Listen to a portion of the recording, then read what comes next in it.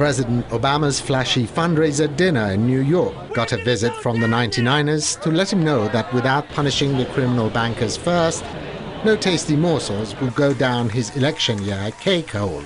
And that was just for starters. Casseroles marches in solidarity with Quebec students continued in NYC and Chicago, and boy, did they make some noise.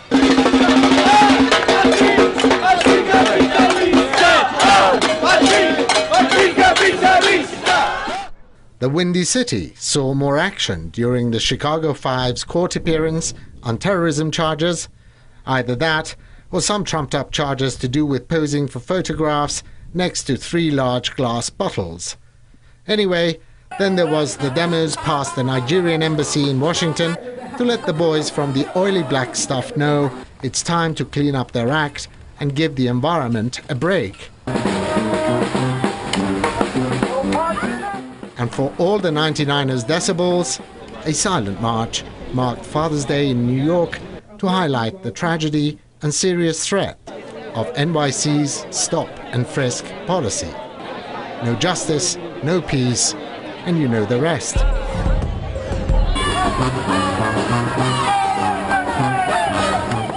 Another busy week for 99%ers began with Occupy DC joining with over 100 DC residents in a June 11th New Orleans-style funeral march against a $42 million rate hike by the region's electric company, PEPCO.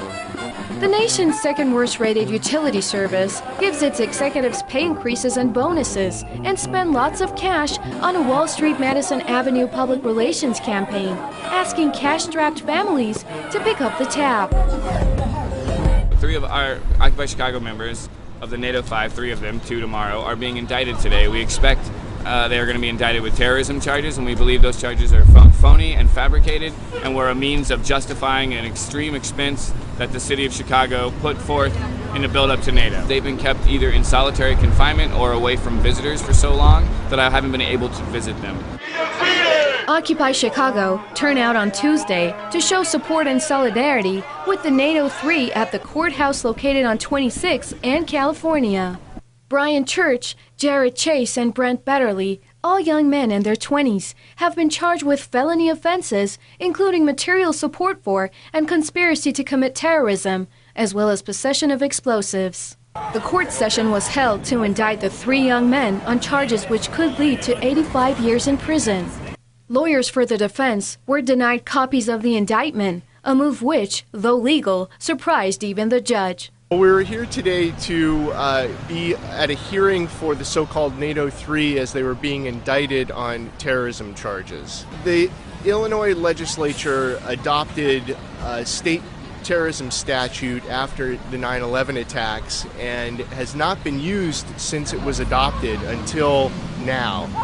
And so the 3 young men, Brent Betterly, Jacob Chase, and Brian Church, are being charged under that statute. They were indicted today, and unfortunately we have not seen a copy of the indictment and have not been provided any information still yet by the state's attorney's office. The young men have been described as either the most harebrained terrorists in history or victims of retaliation by the Chicago Police Department for posting a YouTube video which documented illegal police behavior. Fellow protesters insist that the 3 were entrapped by undercover informants and that evidence was planted. The most chilling effect of the charges is the attack on First Amendment rights exercised at the NATO protests. The escalation from nuisance to terrorism charges is seen as a direct assault on the people's rights to peaceably assemble and to petition for the redress of grievances in all matters, from wars to bank bailouts. This is an ongoing tactic of local and federal law enforcement, is to apply sensational charges either in advance or during large political demonstrations in order to spread hysteria, in order to put a wedge between the public and the activists trying to demonstrate so that the police can carry out their repressive tactics with impunity. Sign.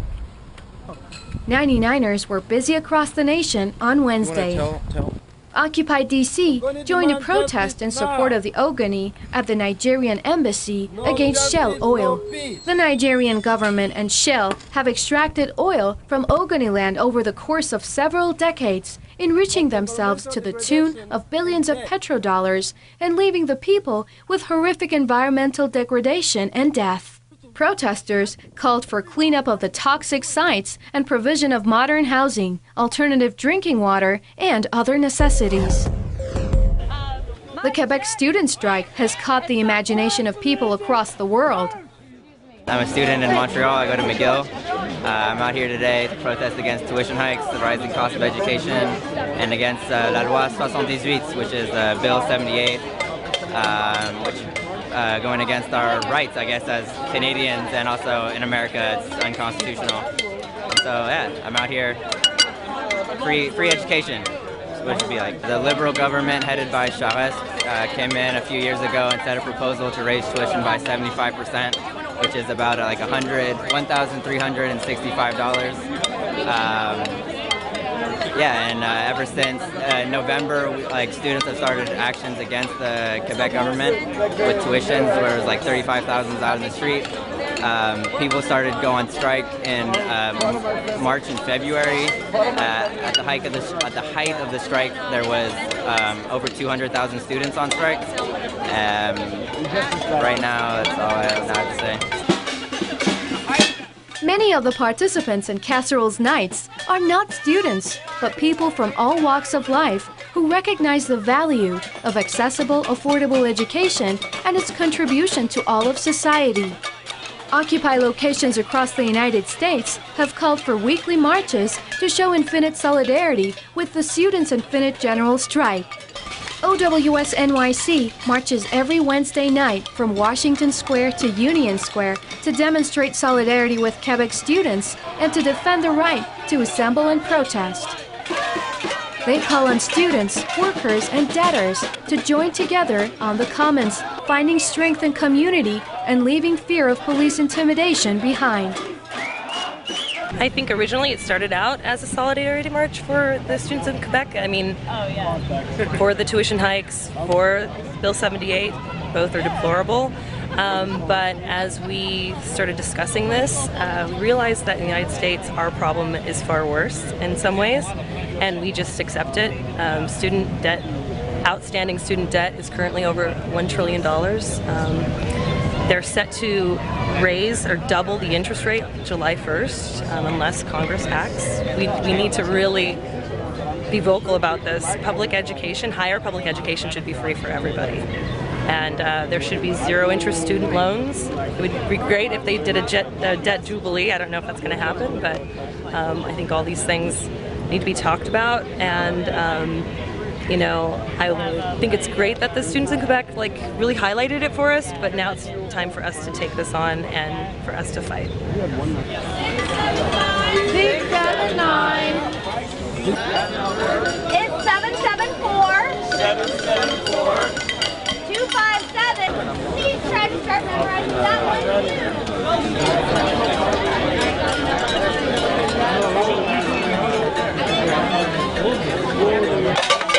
Ladies and gentlemen, upon leaving the park, we ask you to leave it in orderly fashion.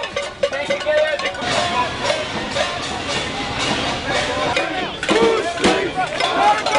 Ladies and gentlemen, you need to stay on your...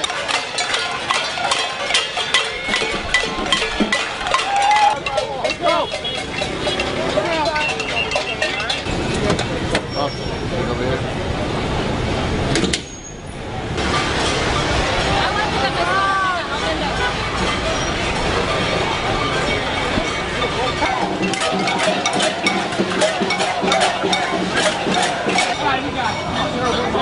Alan Weber. Okay, Alan Weber. Right now we don't want nobody to get hurt. All Weber, wait.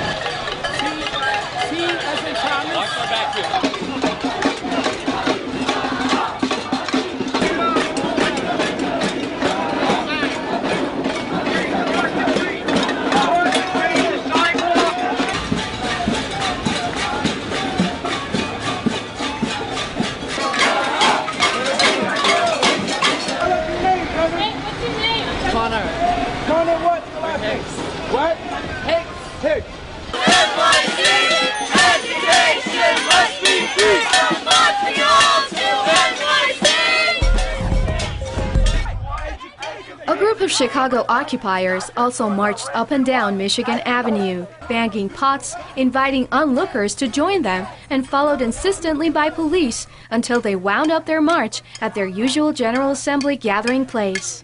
There was minimal interaction between marchers and police, with no arrests. And across the country in Portland, Oregon, occupiers took to the streets in casserole solidarity.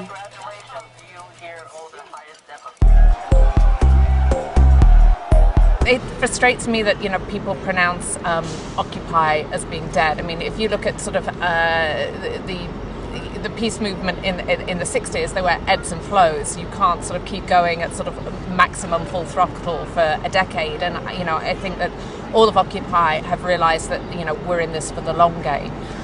So, I mean, naturally over winter, even if there hadn't have been the police raids, there would have been sort of a natural hibernation anyway. And there's definitely been sort of a process of rethinking what Occupy is, because obviously we've lost the occupations. And so what does it mean to occupy? What does it mean to be an occupier? But the conversations, a lot of them have moved online. They've moved into Google groups. In New York, there's been sort of very much a restructuring, which has sort of taken away from the General Assembly, which is kind of like a one-size-fits-all structure, and people have found their own sort of clumps of working groups, and so people are working in much less visible ways.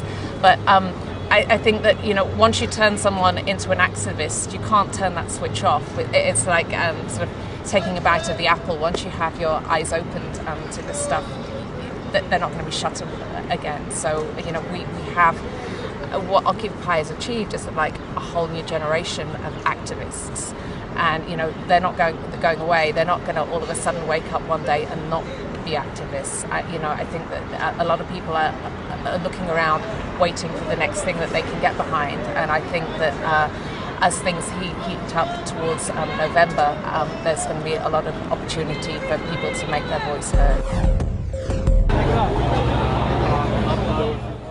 June 14th, an OWS NYC's group, F the Banks, mounted an action at a campaign fundraiser held for President Obama in a glittering part of the city. The message we have for President Obama is it's been 4 years since the financial crisis. There has been not one single indictment of a banker for this crime. There have been thousands of arrests for previous, much smaller incidents. For example, the savings and loans crisis, where George Bush Sr. put thousands of bankers in jail for a much smaller crisis. We would like an active investigation that leads to indictments, preferably before the election. I mean, he wants us to vote for him. We've got to see some bankers in jail. We can't really say we're going to trust him otherwise. The group states that there has been no substantial investigation into the massive criminal bank fraud of 2008 and before, so there will be no high society fundraisers for Obama's campaign without them making a fuss with pots and pans loudly educating his donors about his failure to seek bank justice. He didn't do what he told me he'd do! He didn't do what he told me he'd do! We're gonna go down there! And ask him why the hell not! We're gonna ask him why isn't he bringing justice to the banks! Justice to the banks! No justice, no peace, echoes the most fundamental demands of OWS. Justice for criminal bankers who robbed homes, created this crisis, and orchestrated massive government bailouts. They also want help for foreclosed on and struggling homeowners. The point of the action? The Obama campaign and related PACs will spend over $1 billion trying to get him re-elected, when just a few cents out of every campaign dollar could fully fund the understaffed and underachieving task force, which is supposed to be investigating the banks. I know. Does she look like a threat?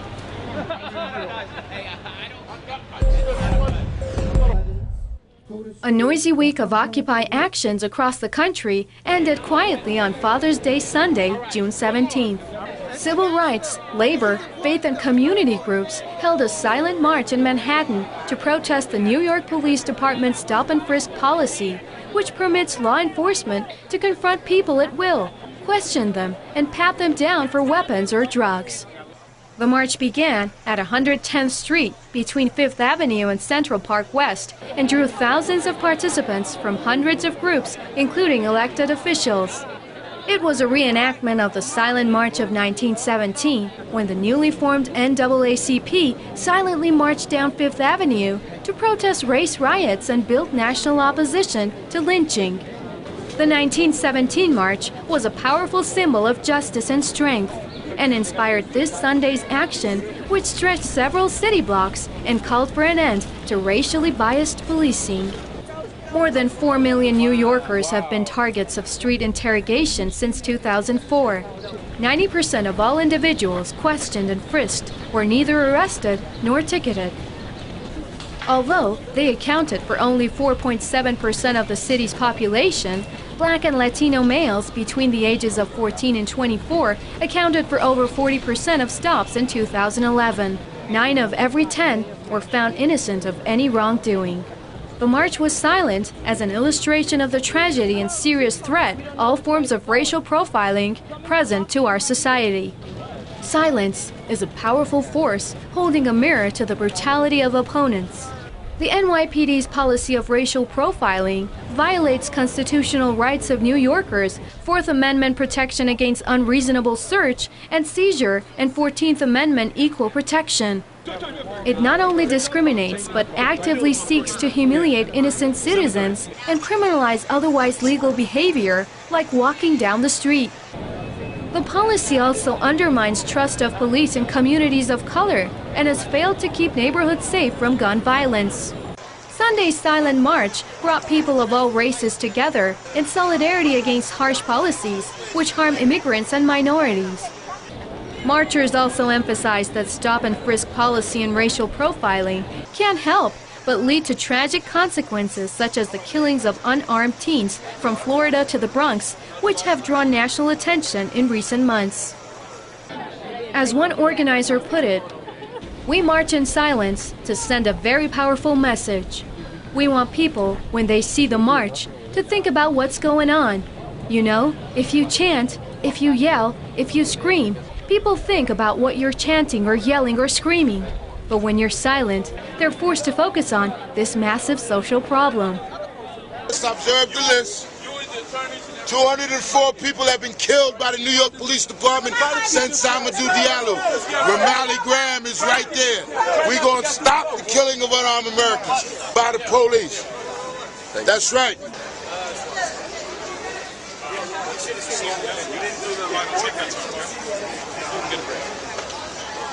I am here because I think the stop and frisk law is very unjust. I worked in the South Bronx. I saw my students targeted, and I believe that we all have to be here.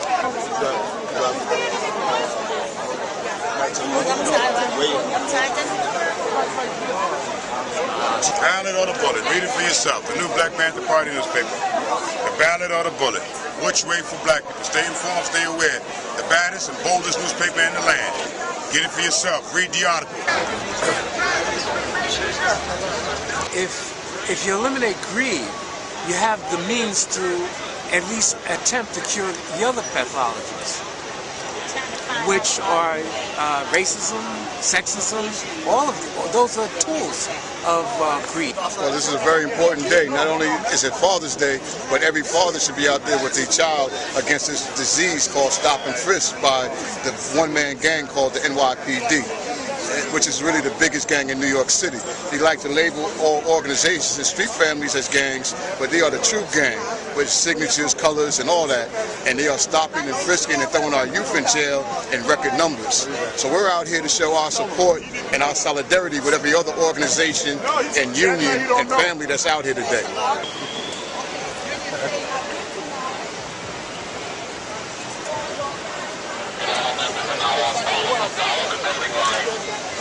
And I'm out here to end racial profiling. Stop and Frisk in New York City is the biggest known racial profiling program in the country. Under New York law, if a police officer has reasonable suspicion to stop and frisk a person, he may do so. I don't think a lot of people have an issue with that standard. The problem is that skin color has become a standing part of that equation, and we need to take it out. A black man walking down the street, a Latino man walking down the street, a Muslim walking down the street doing absolutely nothing is not reasonable suspicion. So that's the basis for my sign. I have been a victim of being stopped for no reason while driving, only to have my license plate run and my documents checked, and then I'm let go. But I know a lot of male friends who've been stopped and frisked or pulled over while driving.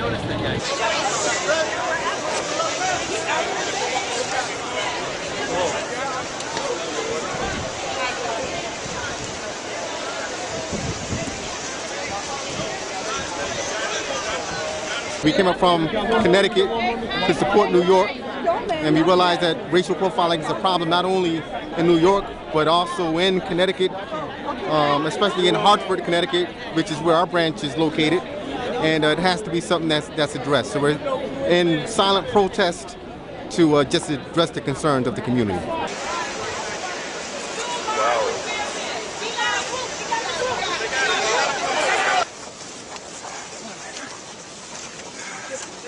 My name is Ann Wright, and I'm a retired Army colonel and a former U.S. diplomat. And I'm here in New York City today to stand with those saying stop the stop and frisking. Stop this violation of human rights and civil rights of people of color of New York City, where over 700,000 in the last year have been racially profiled and have been stopped and frisked, humiliated, intimidated, and it's wrong. The cops are just totally wrong in what they're doing.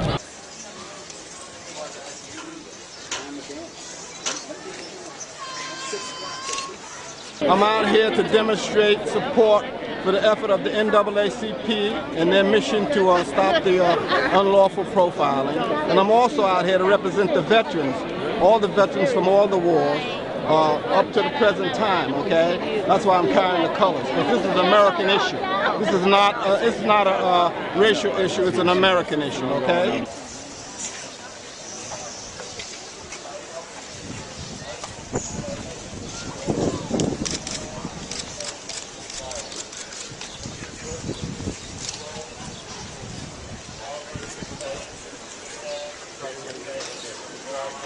I'm out here today because we need to stop racism, we need to stop police brutality, we need to stop and frisk, we need to end mass incarceration. And I'm out here because I think that by raising awareness it's going to happen. This sign I actually made several months ago, back in February, when Jatik Reed was brutally beaten by police officers. And when I was released from Rikers Island, I discovered that Ramarley Graham was murdered in his own bathroom in front of his elderly grandmother and his 6-year-old brother. That's why I'm out here today. They just killed another young woman, 23 years old, in Brooklyn, and then they try to smear her name and say that she's a bad person. And they're not talking about the officer that did it. He's a bad person. They try to make us look like criminals when the criminals live right on this street. The criminals work downtown Manhattan. The criminals wear suits and ties, and they wear blue and they wear badges. Those are the criminals. If Bloomberg cared about our city like he says that he does, he would be worried about getting healthy food, clean air, and clean water to the people of these communities, not harassing our children.